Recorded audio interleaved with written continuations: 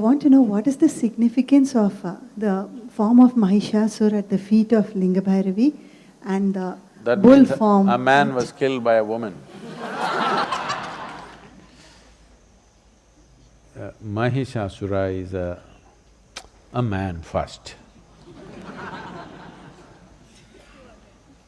We really don't know much about him, but traditionally he got terribly bad press.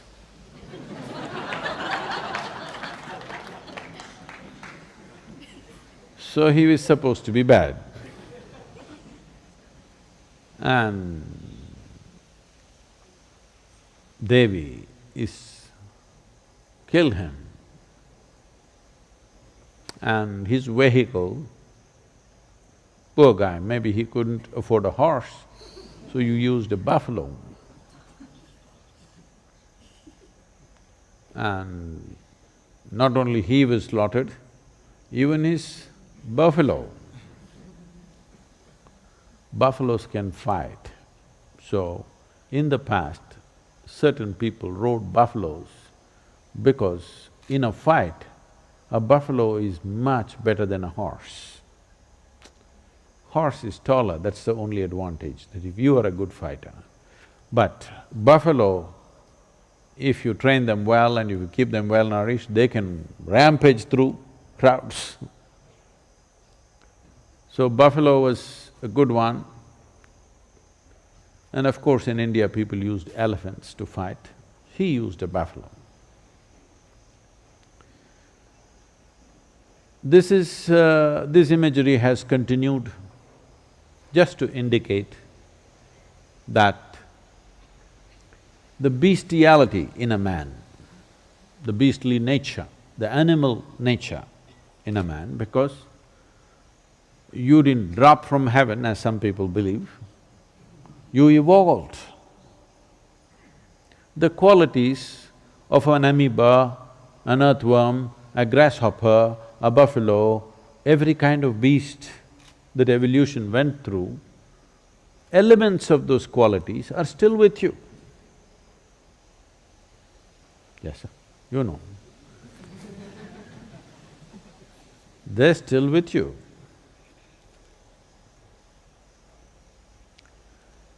So, these are all compulsive tendencies. Even modern neurology recognizes that one part of your brain is that of a reptile. There's a reptilian brain which is approximately the size of your fist. So, the evolutionary process, the modern neurology recognizes that there is a part of your brain which is reptilian. That means it's at that stage of development which is instinctive and does things in a certain way. But over that, a flower of cerebral cortex evolved. If you function out of this, which is a happening, which happened after human spine became erect.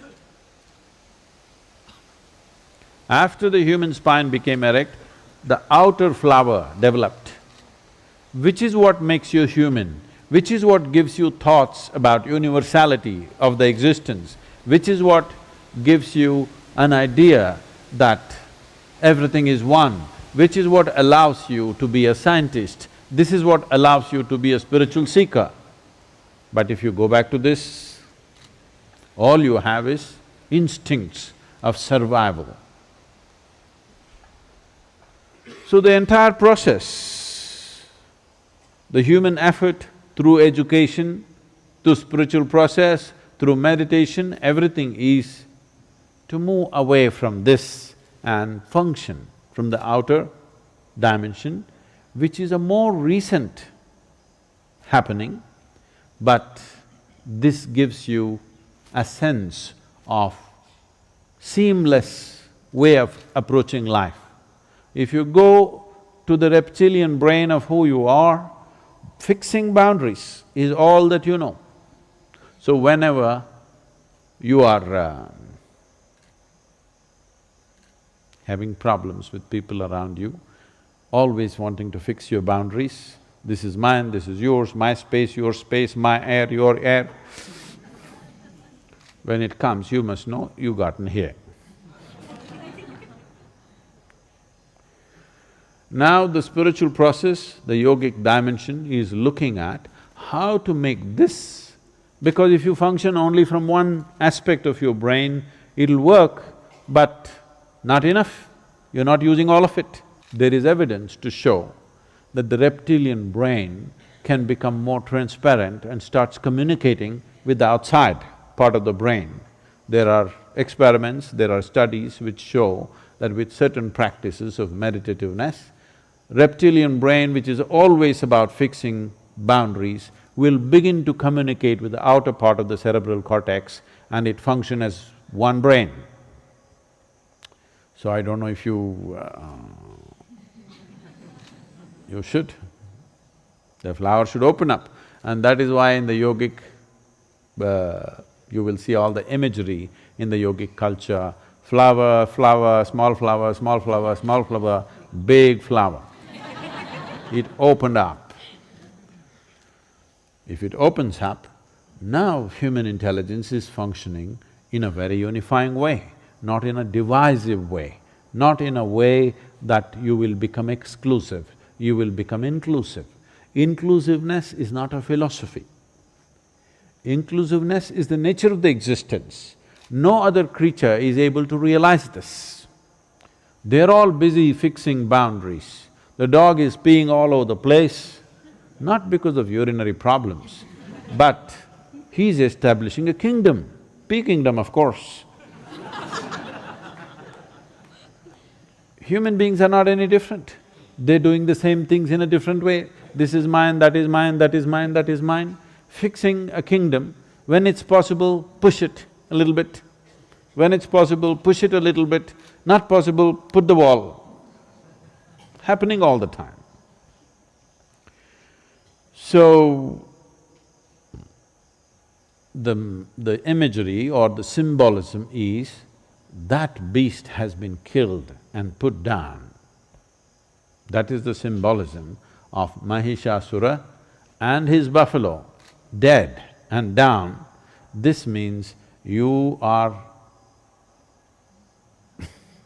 big flower. The symbolism is also this, that when masculine exists by its own nature, it naturally lives instinctively. That means this. Only when feminine enters, it can become little open. So when it opened, the masculine or the beastly nature fell at her feet because she rose out of that. So the symbolism in the Devi temple is just that. Because she rose in full power, this bestiality is down there.